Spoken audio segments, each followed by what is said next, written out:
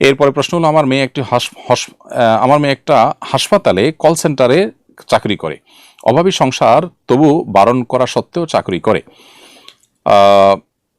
মেয়েদের জন্য রিসেপশন কিংবা কল সেন্টারে কাজ করা জায়েজ আছে কিনা? উত্তর হলো যে মেয়েদেরকে আল্লাহ তাআলা বলেছেন ওয়াকুলনা কওলা মারুফা, তারা মেয়েরা কথা বলবে, আল্লাহ বলেছেন কথা বলবে, কিন্তু সে কথাটা হবে স্বাভাবিক। আল্লাহ বলেছেন ফালা তাখদা'না বিল কওল, মেয়েরা কথা যখন বলবে, কথা বলতে গিয়ে কথার ভিতরে মধুরতা, আলাদা কোমলতা সৃষ্টি করে কথা বলতে পারবে না। রিসেপশনে বা কল সেন্টারে কাজ করলে প্রথমত এরকম কোনো মধুরতা, কোমলতা বা কৃত্রিমতা তৈরি করা ছাড়া স্বাভাবিক কথা বলে যদি কথা বলতে পারেন এবং পর্দার মধ্যে থেকে কল সেন্টারে কাজ করতে পারেন, সেটা করতে পারেন। রিসেপশনে থেকে পর্দার মধ্যে আসলে কাজ করা কঠিন।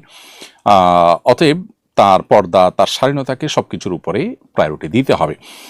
যদি বিকল্প কোনো পথ না থাকে এবং অনন্য উপায়ে থাকেন তার জীবিকা নির্বাহের জন্য, তাহলে বিকল্প কোনো পথ পাওয়ার আগ পর্যন্ত তিনি এই কাজটি করতে পারেন, কিন্তু তার কণ্ঠকে স্বাভাবিক রাখতে এবং পর্দার মধ্যে থেকে কাজ করার চেষ্টা করতে হবে। দেখুন, আমাদের সমাজে তথাকথিত নারীবাদীরা নারীদের অধিকার নামে তাদেরকে এই সমস্ত জায়গাগুলোতে সেট করার প্রবক্তা তারা।